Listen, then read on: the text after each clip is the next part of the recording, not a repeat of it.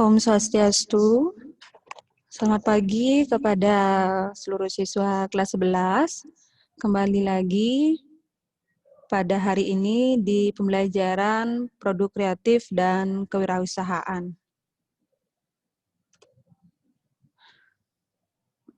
Pada pertemuan pagi ini di pembelajaran produk kreatif dan kewirausahaan masih pada KD menganalisis konsep desain prototipe dan kemasan produk barang atau jasa.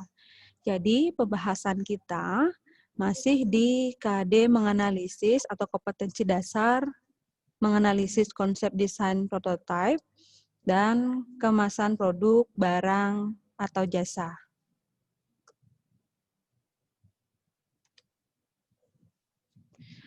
Nah, pada pertemuan sebelumnya sudah kita bahas mengenai keempat poin ini. Jadi pada pertemuan sebelumnya mengenai prototipe dan desain kemasan, sudah kita bahas mengenai pengertian prototipe, kemudian ada tipe-tipe prototipe, yang ketiga pengelompokan prototipe, yang keempat prototipe kemasan barang dan jasa, di mana yang sudah dibahas minggu lalu berkaitan dengan pengertian kemasan, jenis-jenis kemasan, dan syarat kemasan yang baik. Nah, jadi pada pertemuan pagi hari ini, Ibu akan lanjutkan kembali mengenai beberapa materi yang belum sempat dibahas pada pertemuan sebelumnya. Jadi ini materi lanjutan mengenai kompetensi dasar 3.4. Ini ada pertanyaan seperti ini, anak. Jadi mungkin sebelumnya sudah pernah Ibu sampaikan, kalau kalian masih ingat, apakah prototipe itu dibuat sebelum produk itu dipasarkan atau setelah dipasarkan? Nah, kemudian yang kedua, apa manfaat prototipe bagi perusahaan? Nah, kemudian di sini juga ada pertanyaan berkaitan dengan kemasan. Apa itu desain kemasan? Kenapa penampilan yang baik dari kemasan dapat meningkatkan penjualan produk?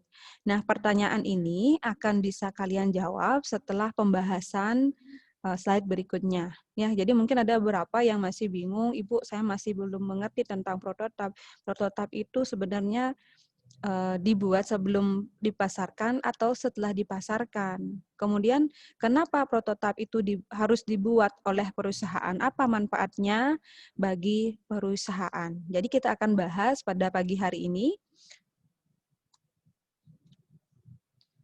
Oke, kalau kalian masih ingat, prototipe itu kan sudah pernah Ibu katakan, sering katakan sebagai perwarupa, di mana prototipe itu merupakan bentuk awal dari suatu objek atau bentuk dasar produk yang akan dibuat atau contoh yang mewakili sebuah model suatu produk atau jasa.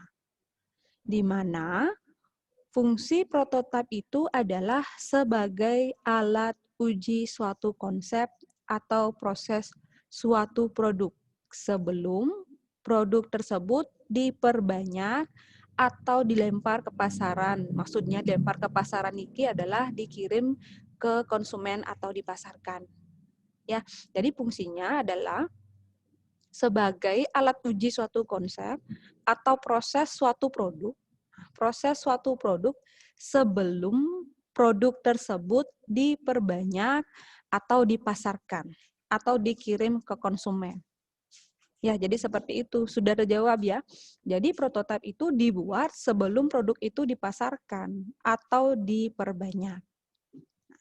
Penggunaan prototipe biasanya digunakan sebelum kita melakukan produksi barang dalam jumlah yang banyak atau sering dikatakan sebagai produksi massal. Dengan menggunakan prototipe, kita bisa melakukan sampling atau membuat sampel produk kita kepada orang lain agar mendapatkan respon untuk produk kita.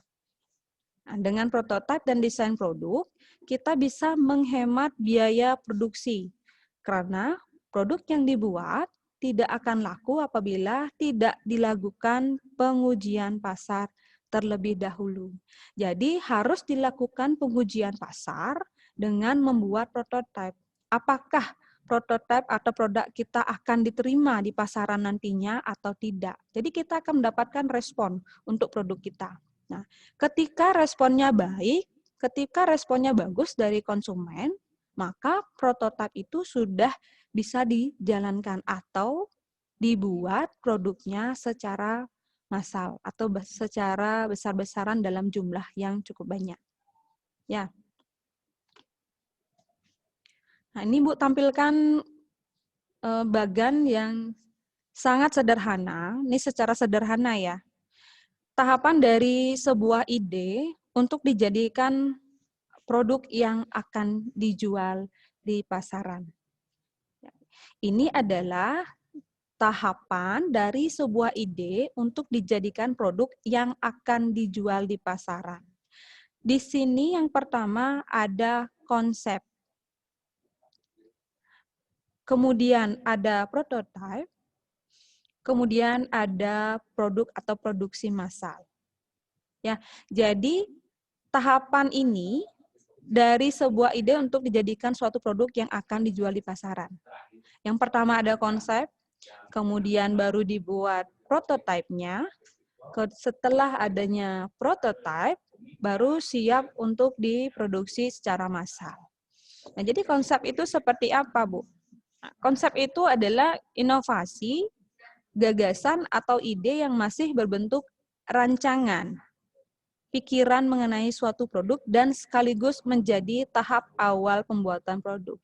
Jadi sebelum produk itu diciptakan atau dihasilkan ataupun dipasarkan, penting sekali adanya konsep atau ide. Ya, karena dia merupakan tahap awal pembuatan produk. Nantinya konsep akan terus dikembangkan sampai dapat dipasarkan ke masyarakat umum. Konsep harus dipikirkan baik-baik sebelum direpresentasikan atau diwujudkan dalam bentuk prototipe.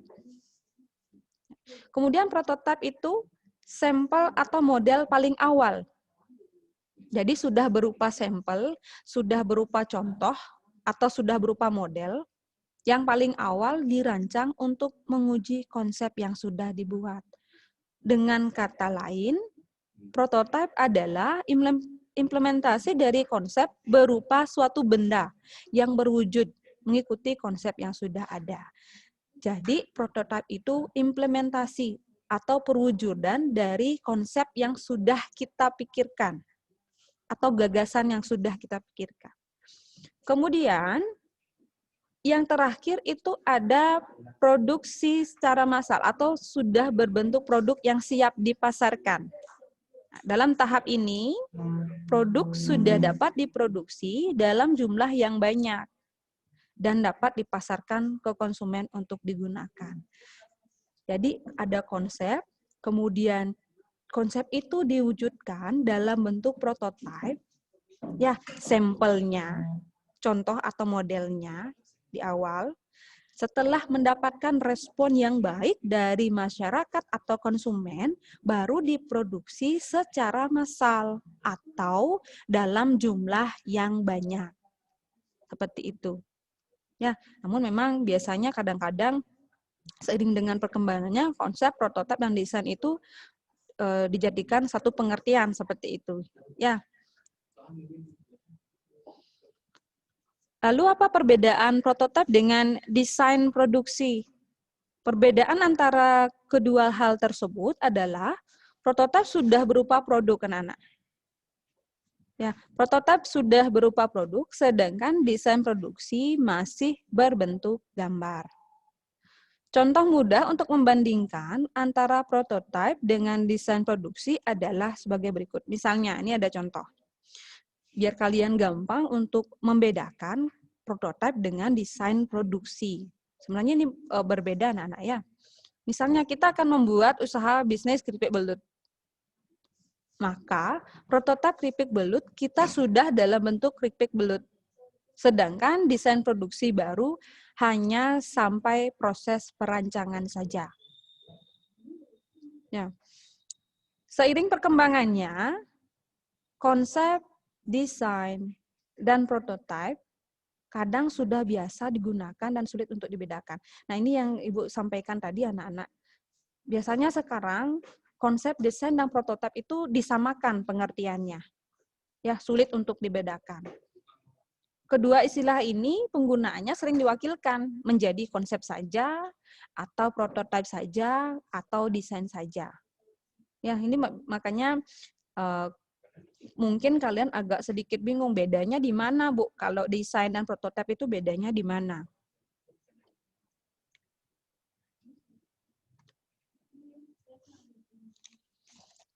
Kemudian di sini ada manfaat prototipe. Nah, ini ada 4 yang Ibu paparkan di sini. Yang pertama sebagai alat uji dan penyempurnaan desain produk. Yang kedua, menguji kualitas dan penampilan berbagai jenis bahan. Yang ketiga, sebagai alat bantu deskripsi sebuah produk. Dan yang keempat, dapat membuat orang lain menganggap serius bisnis kita. Oke, kita akan bahas satu-satu di sini manfaat prototipe-nya ya. Yang pertama, sebagai alat uji dan penyempurnaan desain produk. Nah, mungkin ide kita akan bekerja dengan sempurna dalam aspek teori anak-anak. Ya, mungkin ide kita akan bekerja dengan sempurna dalam aspek teori. Namun, ketika kita mulai mewujudkannya secara fisik, maka kita akan menemukan kekurangan dalam barang yang kita buat. Itulah sebabnya prototipe itu dapat digunakan untuk menguji fungsionalitas ide kita. Kita tidak akan pernah tahu apa yang salah dengan ide yang kita ciptakan sampai kita mengeksekusinya menjadi bentuk yang nyata atau kita mewujudkannya dalam bentuk yang nyata. Ya. Kemudian yang kedua, di sini ada menguji kualitas dan penampilan berbagai jenis bahan. Misalnya, kita mungkin lebih tertarik menggunakan bahan logam. Kalian membuat suatu produk, kemudian kalian lebih tertarik menggunakan bahan logam sebagai bahan utama produk kalian. Nah, namun ketika mengadakan pengujian dengan prototipe atau membuat samplingnya atau sampelnya, kita sadar bahwa bahan plastik atau bahan lainnya memiliki kualitas dan tampilan yang lebih baik serta memiliki beban biaya yang lebih rendah bagi produk yang kita buat. Nah, jadi dengan prototipe itu kita akan dapat membuat produk dan bahan yang lebih efektif dan biaya juga lebih efisien. Jadi seperti itu ya. Kemudian yang ketiga, itu ada alat bantu deskripsi sebuah produk. Maksudnya seperti apa? Jadi untuk menawarkan sebuah produk, nah apalagi produk kita itu belum dikenal atau produk kita baru, ya belum dikenal oleh konsumen. Seorang wirausaha itu membutuhkan alat bantu yang dapat menjelaskan tentang bagaimana kualitas produk baru tersebut. Dengan adanya prototipe, maka seorang wirausaha akan lebih mudah mendeskripsikan produk tersebut. Sama seperti misalnya, Ibu sampaikan satu contoh, kalau kalian misalnya pergi ke counter HP, kemudian kalian ingin mendapatkan HP dengan keluaran terbaru. Itu ada prototipenya anak-anak, HP yang berwujud seperti itu, tapi masih belum bisa digunakan. Kalian diperlihatkan modelnya seperti itu, tampilannya, warnanya, dan sebagainya. Jadi itu bisa menjelaskan produk kita yang nanti akan kita pasarkan seperti itu. Kemudian di sini yang keempat, dapat membuat orang lain menganggap serius bisnis kita. Jadi dengan membuat prototipe itu, mitra usaha kita atau mitra bisnis kita menganggap bahwa kita serius dengan bisnis yang kita buat. Nah, jadi ini 4 manfaat prototipe yang Ibu paparkan. Kalau nanti kalian mendapatkan di luar dari ini tidak masalah karena masih banyak sumber-sumber yang bisa kalian dapatkan ya mengenai materi prototipe ini. Lalu bagaimana halnya dengan desain prototipe kemasan produk, Bu? Tadi kan dipaparkan hanya prototipnya, prototip saja. Bagaimana halnya dengan desain prototipe kemasan produk? Di sini sudah ada gambar. Gambarnya cantik sekali kan, warnanya juga sangat menarik sekali. Desain adalah konsep pemecahan masalah, rupa, warna, bahan, teknik, biaya, kegunaan, dan pemakaian yang diungkapkan dalam gambar dan bentuk. Ini desain. Desain konsep pemecahan masalah rupa, warna, bahan, teknik, biaya kegunaan, dan pemakaian yang digunakan dalam gambar atau bentuk. Ya, desain kemasan merupakan suatu rancangan atas kemasan pada suatu produk tertentu yang dilakukan sebagai upaya peningkatan dan syarat produksi yang mendukung pemasaran suatu produk. Nah, ini ada satu contoh desain prototipe kemasan produk seperti ini, anak-anak. Rainbow lemper ya. Jadi sudah sedetail mungkin dibuat. Nanti kemasannya seperti ini, ada tempat pegangannya, kemudian di sini transparan, jadi lempernya bisa kelihatan dari luar. Kemudian gambarnya juga, warnanya juga sangat dipikirkan demi menarik perhatian pelanggan atau konsumen.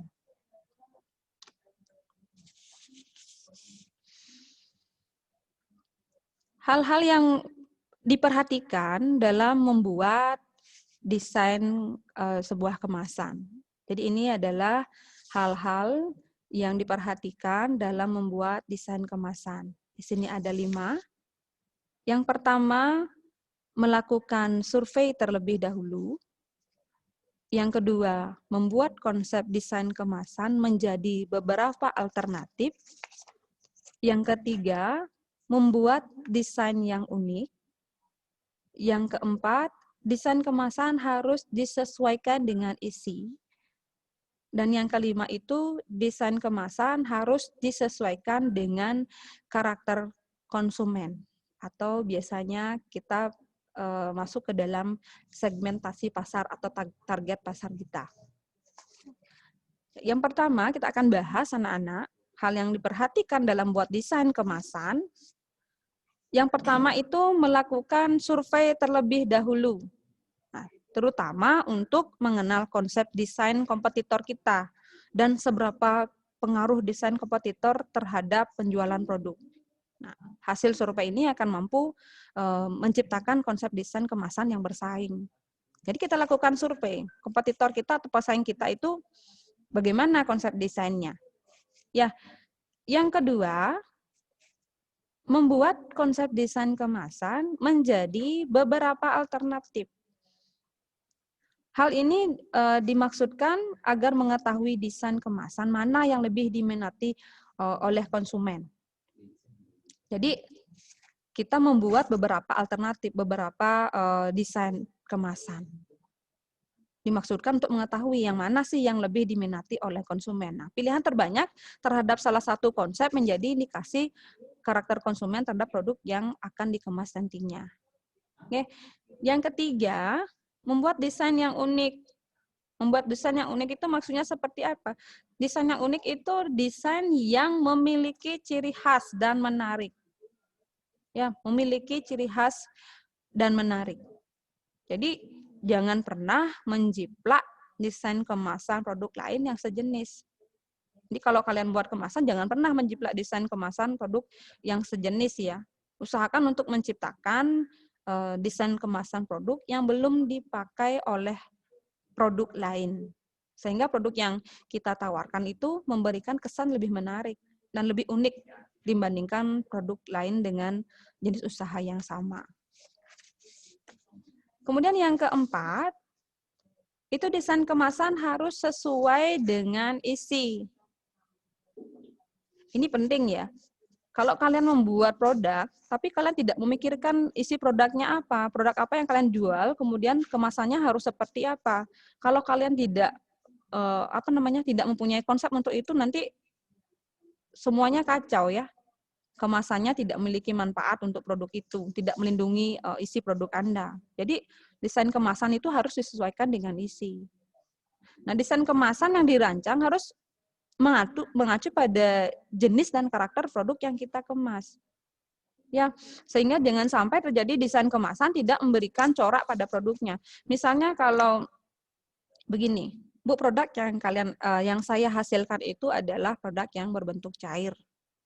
Jadi kalian pikirkan desain kemasan itu harus seperti apa. Jadi yang paling mendekati itu adalah kalian menggunakan kemasan dalam bentuk botol atau kotak, atau mungkin menggunakan bahan jenisnya kertas atau karton. Apa? Kalau desain kemasan harus sesuaikan dengan isi. Misalnya Bu, produk saya itu bentuknya atau teksturnya nanti cair. Jadi kemasan yang paling mendekati yang digunakan itu adalah kemasan dalam bentuk botol yang tertutup rapat. Jadi penting sekali. Oke. Kemudian yang kelima, desain kemasan harus disesuaikan dengan karakter konsumen. Nah, sini Ibu kasih dalam kurung segmentasi pasar atau target pasar. Apa maksudnya, Bu? Jadi, seorang desainer kemasan itu harus pandai menganalisa kelompok segmen produk yang akan dikemas. Dengan demikian, desain kemasan yang dibuat bukan hanya bagus. Ingat ya, desain kemasan yang dibuat bukan hanya pada bagus atau tidaknya dari sisi grafisnya saja. Tapi bagaimana desain yang diciptakan tersebut selaras dengan sasaran yang kita bidik atau sasaran pasar yang kita bidik. Nah, jadi calon konsumen itu tidak merasa asing dengan desain kemasan yang kita buat. Oke. Membuat desain kemasan produk sesuai dengan target pasarnya bisa dibedakan berdasarkan umur misalnya, kemudian jenis kelamin, kelas ekonominya, budaya dan daerahnya, itu segmentasi pasar. Jadi Ibu kasih contoh misalnya begini, desain kemasan harus disesuaikan dengan karakter konsumen atau segmentasi pasar. Misalnya Bu, saya mau membuat produk yang saya pasarkan atau target pasar saya itu adalah anak-anak. Saya mau membuat makanan ringan atau mungkin permen ya, dikhususkan untuk anak-anak. Jadi kalian sudah bisa merancang atau mendesain kemasan kalian itu pasti satu, warnanya itu harus cerah dan menarik perhatian anak-anak seperti itu.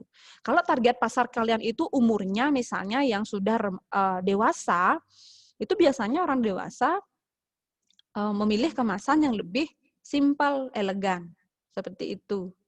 Jadi segmentasi pasar itu bisa dilihat berdasarkan umur konsumen, jenis kelamin, seperti itu. Oke, jadi penting sekali.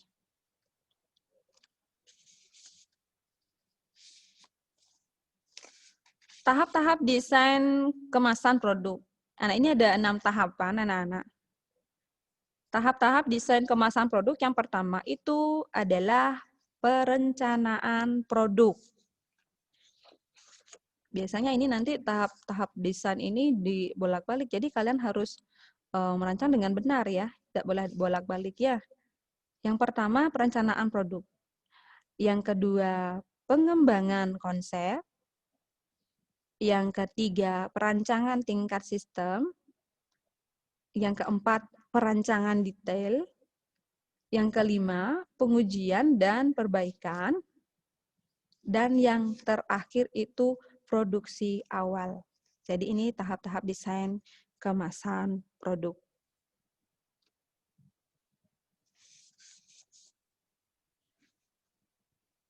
Ibu lanjutkan dengan fungsi dan tujuan kemasan produk. Nah, sebelumnya minggu lalu, kalau tidak salah, sudah dipaparkan syarat-syarat kemasan yang baik itu seperti apa. Nah, dan sekarang dilanjutkan dengan fungsi dan tujuan kemasan produk. Yang pertama, mewadahi produk selama distribusi dari produsen hingga konsumen. Ya, mewadahi produk selama distribusi dari produsen hingga ke konsumen. Nah, ini tujuannya agar produk kita tidak tercecer, anak-anak. Yang kedua, melindungi dan mengawetkan produk. Bagaimana maksudnya, Bu? Misalnya, kemasan itu melindungi dari sinar ultraviolet ya, panas, kemudian kelembaban udara, kemudian terhindar dari benturan, kontaminasi dari kotoran yang dapat merusak dan menurunkan mutu produk.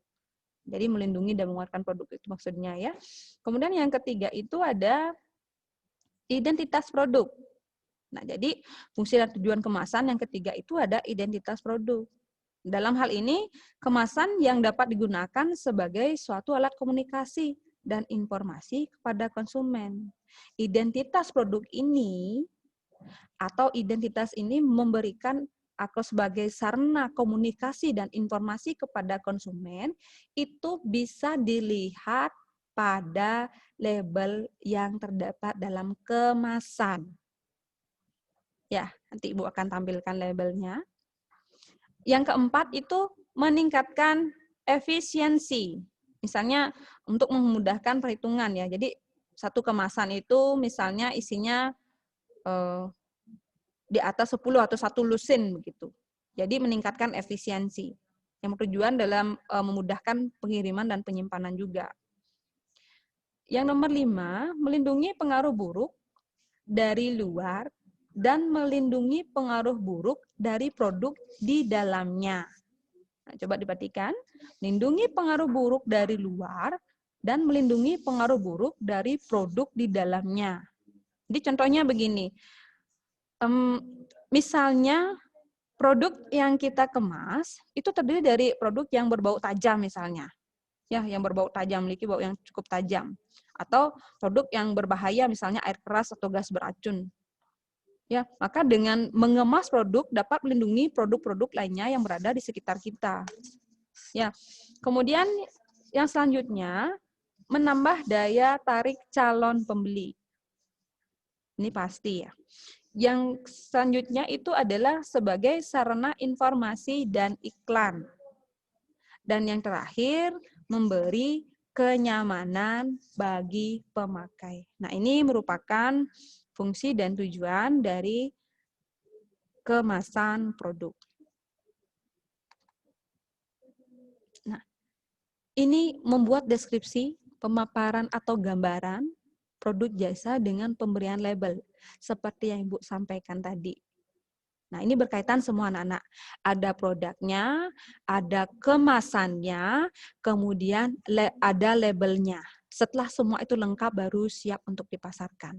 Jadi tentu saja pertama itu dibuat prototipenya.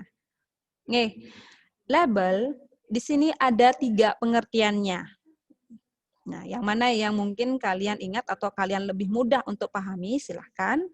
Yang pertama, bagian dari produk yang membawa informasi verbal tentang produk. Jadi ada informasi di sana. Kemudian yang kedua, label itu dikatakan sebagai gambar yang dirancang dan merupakan satu kesatuan dengan kemasan.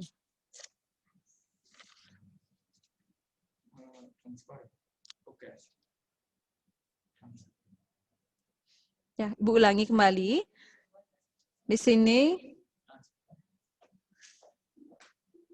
label itu merupakan gambar yang dirancang dan merupakan satu kesatuan dengan kemasan. Ingat anak-anak, label itu satu kesatuan dengan kemasan. Tidak mungkin kemasannya berbeda dengan labelnya. Saya menjual produk ini kemasannya, ini labelnya, tidak bisa begitu. Jadi dia merupakan satu kesatuan dengan kemasan, memberikan informasi atau sebagai sarana komunikasi dengan konsumen.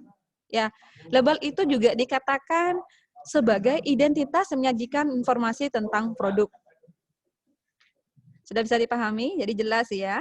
Kemasan itu yang waktu ini sudah kalian pelajari. Ada kemasan plastik, ada kemasan salib pakai yang begitu. Kemudian labelnya itu merupakan satu kesatuan dengan kemasan. Di sanalah tercantum semua informasinya mengenai produk yang kalian jual di dalamnya itu. Atau produk yang kalian kemas begitu.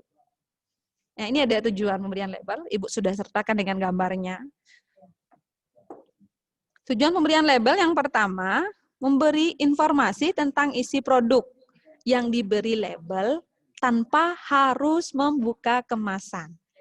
Jadi kalau seandainya ada produk dengan menggunakan kemasan yang tidak transparan atau tidak tembus pandang, jadi kalian tidak perlu membuka kemasan agar kalian tahu ini produk apa ya yang dijual di dalamnya. Cukup kalian dengan melihat labelnya. Kalian akan tahu produk yang di dalam atau isi produk itu apa. Contohnya begini misalnya, keripik singkong, usaha Anda. Jadi produk yang dijual atau di dalamnya itu apa? Ya keripik singkong, nggak mungkin keripik tempe.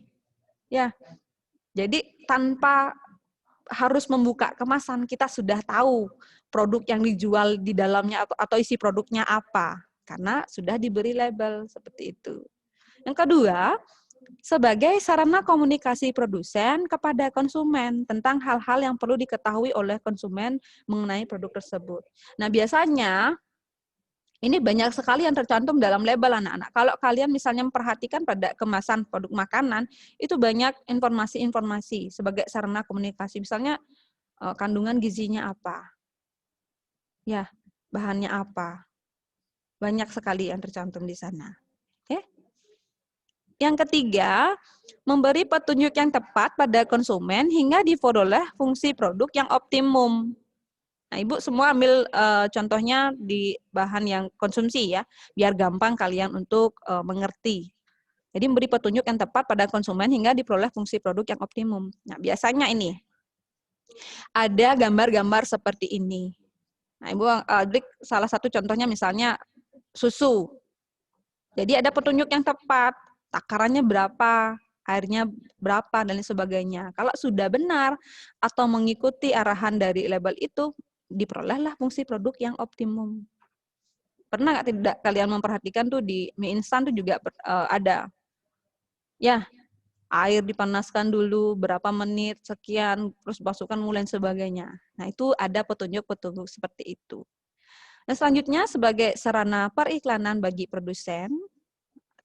Yang kelima, memberi rasa aman bagi konsumen. Nah, informasi yang dibuat di label itu benar-benar nyata adanya atau sebenarnya, tidak menyesatkan. Jadi ketika kalian buat label itu, informasi yang dimuat di label itu harus benar-benar nyata adanya, ya, atau yang tidak menyesatkan.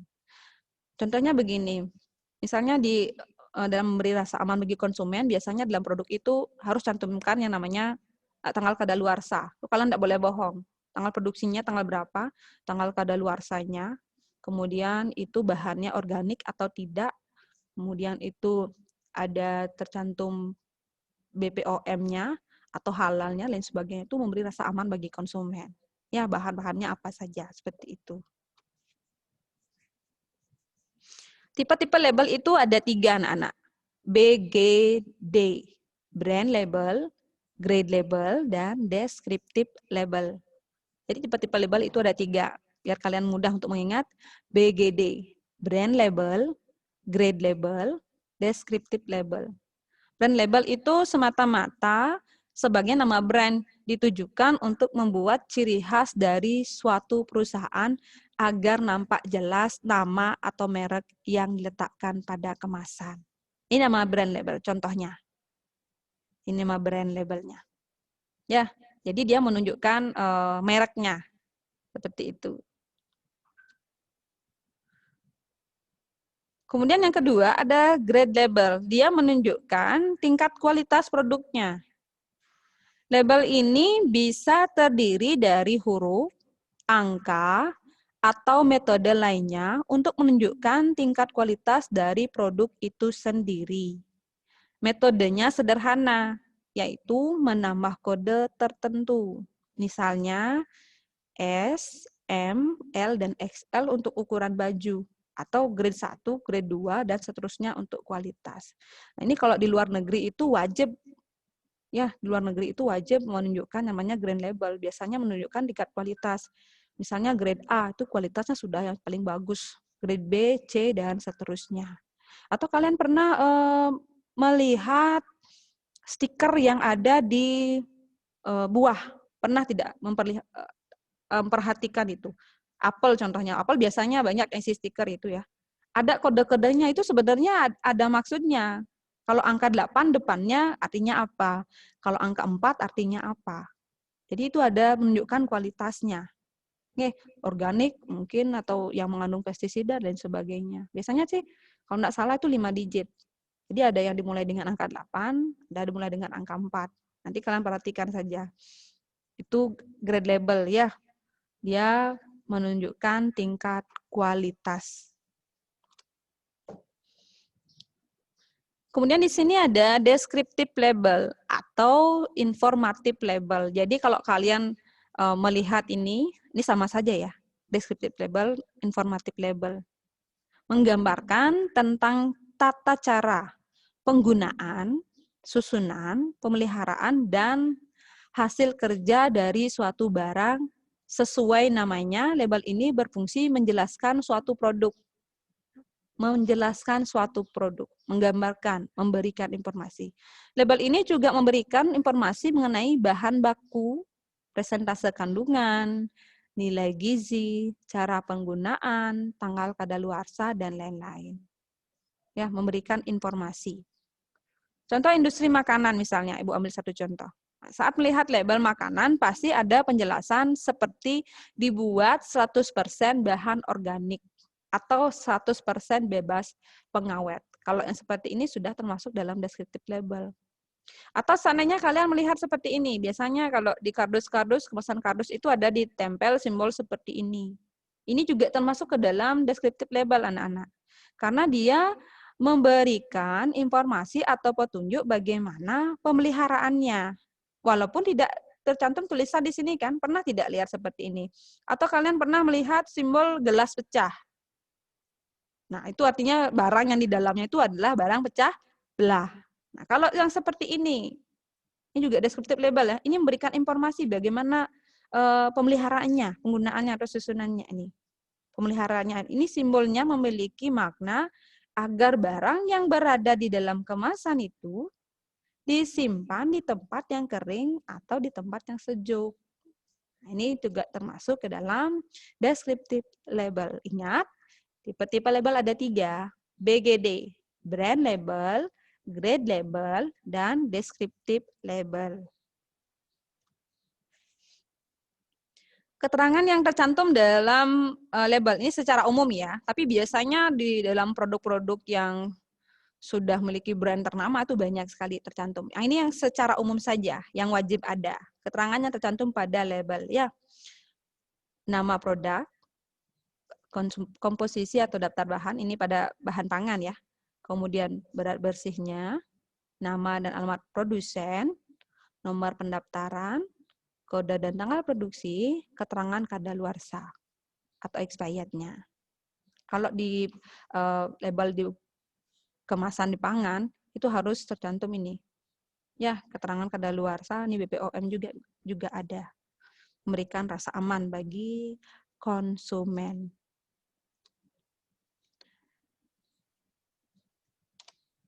Oke, ini yang terakhir di pertemuan kita pada pagi hari ini mengenai tahap daur hidup produk atau siklus produk di pasaran. Ibu akan bahas lebih lanjut pada pertemuan berikutnya. Jadi ini Ibu bahas inti-intinya saja mengenai daur hidup produk atau siklus produk di pasaran.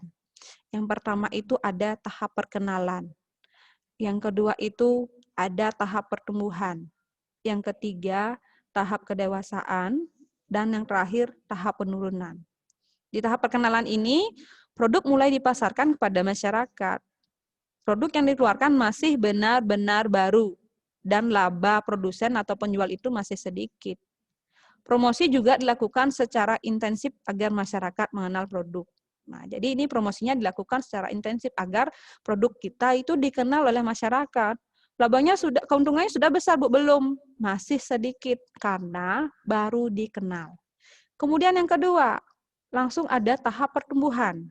Nah, dalam tahap ini penjualan serta laba atau keuntungan kita akan meningkat disebabkan permintaan dari masyarakat sudah meningkat. Jadi karena kita sudah melakukan perkenalan, produk kita sudah dikenal, maka penjualan kita itu meningkat, laba juga meningkat.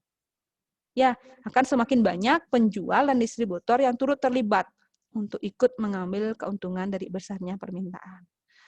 Kemudian yang ketiga itu adalah tahap kedewasaan. Nah, di sini sudah mulai berdatangan kompetitor atau pesaing-pesaing kita. Makanya produsen itu harus lebih efisien dalam hal biaya, agar biaya per unitnya lebih rendah. Jadi harga produk kita itu juga tidak terlalu tinggi. Kita juga akan mampu bersaing. Ya, pada umumnya produsen itu akan gencar melakukan inovasi dan promosi di tahap ini. Ini sudah banyak kompetitor, sudah banyak pesaing. Ini mulai gencar melakukan inovasi. Produk saya sudah ada yang meniru. Saya harus melakukan inovasi. Saya harus promosi kembali. Kemudian yang terakhir itu ada tahap penurunan atau ada siklus atau fase penurunan. Nah, di sini penjualan produk kita mulai menurun dan ditinggalkan oleh konsumen untuk produk lain. Jumlah penjualan dan keuntungan diperoleh produsen dan pedagang juga akan menurun. Penurunan penjualan ini disebabkan oleh perkembangan teknologi, pergeseran selera konsumen, serta meningkatnya persaingan dari dalam negeri maupun luar negeri. Makanya penting sekali kita sebagai wirausaha itu melakukan inovasi anak-anak agar ini tahap penurunan ini bisa dikembalikan lagi. Nih, produk kita akan semakin maju atau semakin laku di pasaran. Oke, anak-anak, demikian yang bisa Ibu sampaikan pada pagi hari ini mengenai produk kreatif dan kewirausahaan. Jadi untuk kompetensi dasar 3.4 mengenai prototipe produk dan jasa, kemudian dan desain kemasan sudah selesai. Kita akan lanjutkan kembali pertemuan kita yang berikutnya. Karena tadi diawali dengan Om Swastiastu, Ibu akan akhiri dengan Parame Santi. Om Santi, Santi, Santi, Om. Selamat pagi anak-anak. Salam Rahayu nggih.